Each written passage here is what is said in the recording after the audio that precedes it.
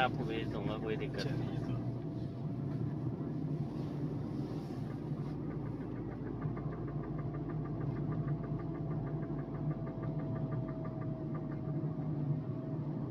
Accelerator दबाने से बंद हो जाती है, क्लच दबाने से भी बंद है। क्लच दबाने से ही बंद हो जाती है। हाँ हाँ, और ये आवाज़ ऐसी है सब पहिए में कुछ है, टक टक टक टक, पूरा एक सर्कल घूमने के बाद टक आ रही है। ये पीछे की शीशा उतार के चेक करिए, पीछे महसूस हो रही है आपको आवाज़ टाइम में? चलाइए, तेज चलिए।